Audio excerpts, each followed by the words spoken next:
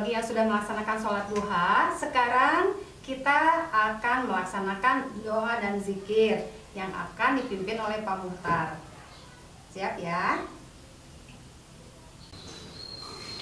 Assalamualaikum warahmatullahi wabarakatuh. Anak-anak, setelah kita melaksanakan sholat duha, mari kita melaksanakan zikir pagi.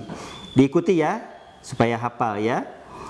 Allahumma bika asbahna wa bika amsyayna wa bika nahya wa bika namutu wa ilaikan nusyur.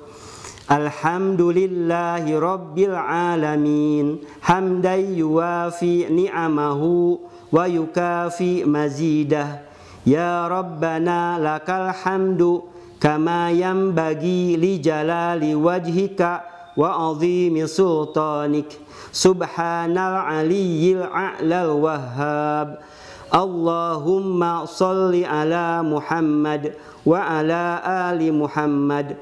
Rabbighfirli wa liwalidayya warhamhuma kama rabbayani shaghira. Rabbana ighfirli wa liwalidayya walil mu'minina yauma yaqumul hisab. Allahumma inna duhaa duhauka wal bahaa bahauka wal jamala jamaluka wal quwwata quwwatuka wal qudrata qudratuka wal ismata ismatuka. Allahumma in kana rizqi fis samai fa anzilhu wa in kana fil ardi fa akhrijhu wa in kana mu'assiran fayassirhu wa in kana haraman fatahhirhu wa in kana ba'idan faqarribhu bihaqqi duhaika wa bahaika wa jamalika wa quwwatika wa qudratika. Atini ma ataita ibadaka salihin.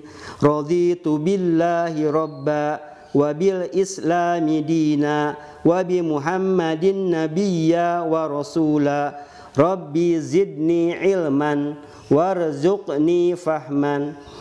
Aku rela Allah Tuhanku, Islam agamaku, Muhammad Nabi dan Rasulku. Ya Allah, tambahkanlah aku pemahaman atas ilmu itu. Nah, setelah sholat duha, kalian baca zikir ini, sehingga kalau sering dibaca insya Allah akan hafal. Ya, assalamualaikum warahmatullahi wabarakatuh.